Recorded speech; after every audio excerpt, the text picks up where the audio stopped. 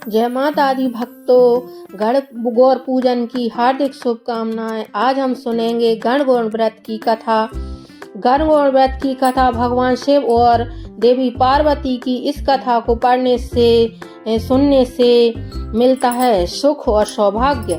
गणगौर व्रत तीज चैत्र शुक्ल तृतीया तिथि को किया जाता है। इस साल चैत्र शुक्ल तृतीया तिथि 24 मार्च यानी आज है। गणगौर व्रत इसी दिन पूरा होगा। मान्यता है कि गणगौर का इस तरह से पूजन करने से विवाहित कन्याओं का सुहाग बना रहता है और पति पत्नी के बीच प्रेम बढ़ता है। आइए जानते हैं इस व्रत की कथा। एक समय की बात है, भगवान शिव और देवी पार्वती नारद मुनि के साथ पृथ्वी भ्रमण पर आए। उस दिन संयोग से चैत्र मास की शुक्ल पक्ष की तृतीया तिथि थी। इस तिथि को गौरी तृतीया के नाम से भी जाना जाता है। जब ग्रामवासियों को पता लगा कि भगवान शिव देवी पार्वती के साथ गांव में पधारे हैं, तो गांव की निर्धन महिलाओं के पास जो जल, फूल और फल उपलब्ध था, लेकर भगवान शिव और देवी पार्वती की सेवा में पहुंचे। देवी पार्वती और भगवान शंकर उन निर्धन महिलाओं की सेवा और भक्ति भाव से आनंदित हुए। देवी पार्वती ने उस समय अपने हाथों में जल लेकर उन निर्धन महिलाओं पर सुहाग रस छिड़क दिया। देवी पार्वती ने उन निर्धन महिलाओं से कहा कि तुम सभी का सुहाग अटल होगा। उन निर्धन महिलाओं के जाने के बाद उस गांव की धनी महिलाओं की टोली हाथों में विभिन्न प्रकार के पकवान सजाकर शिव पार्वती की सेवा में आई। देवी पार्वती की ओर देखकर भगवान शिव ने कहा कि तुमने तो सारा सुहाग रस निर्धन महिलाओं में बांट दिया है, अब इन्हें क्या दोगी? देवी पार्वती ने भगवान शंकर की ओर देखकर कहा कि उन निर्धन महिलाओं को मैंने ऊपरी सुहाग रस दिया है, इन धनी महिलाओं को मैं अपने सामान्य सौभाग्य का आशीर्वाद दूंगी। इतने के बाद देवी पार्वती ने अपनी एक उंगली को काटकर उनसे निकलने वाले रक्त को सभी धनी महिलाओं के ऊपर छिड़क दिया। जिससे ऊपर रक्त गिरा गया उसने उतना सुहाग मिलता गया। इस तरह देवी पार्वती ने चैत्र शुक्ल तृतीया तिथि को निर्धन और धनी महिलाओं को सुहाग बांटा था। इसके बाद देवी पार्वती भगवान शिव से आज्ञा लेकर नदी पर स्नान करने गई। स्नान के बाद देवी पार्वती ने बालू के ढेर से एक शिवलिंग तैयार किया और उसकी पूजा की।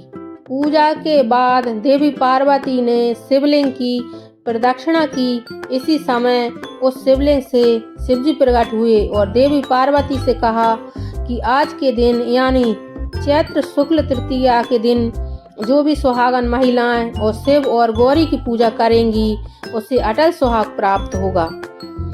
इधर शिव जी की पूजा करते हुए देवी पार्वती को काफी समय हो गया, तो वह लौटकर वहां आ गई जहां पर शिव जी विराजमान थे। देवी पार्वती ने भगवान से कहा कि काफी समय लग गया आने में। देवी पार्वती ने इस तरह यह कह दिया कि उन्हें नदी के तट पर भाई और भावज मिल गए थे।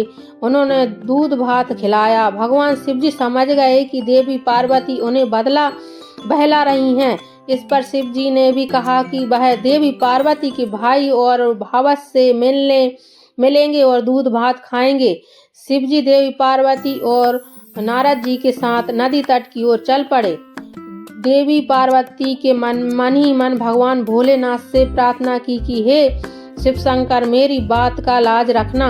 जब भगवान शिव नदी तट पर पहुंचे तो वहां उन्हें एक महल दिखा जिसमें देवी पार्वती के भाई और भावज थे। कुछ समय तक शिव और पार्वती उस भवन में रहे।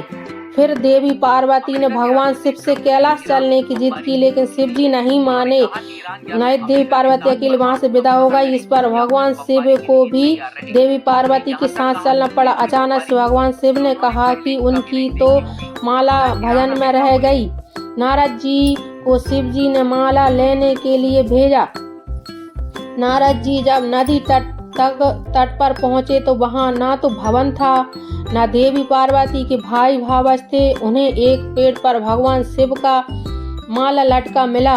नारद जी माला लेकर शिव जी के पास गए और माला देकर बोले, हे प्रभु, यह कैसी माया है जब मैं माला लेने गया तो वहाँ पर भवन नहीं था, बस जंगल ही जंगल था। एक पेड़ पर माला लटका मिला।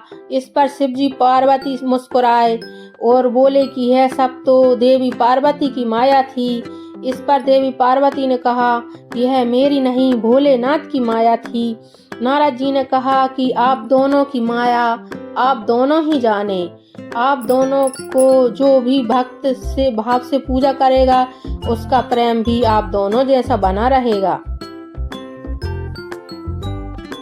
गणगौर व्रत की हार्दिक शुभकामनाएं आप सभी को। यदि वीडियो अच्छी लगे तो लाइक, कमेंट, शेयर, सब्सक्राइब जरूर करें। ओम नमः शिवाय।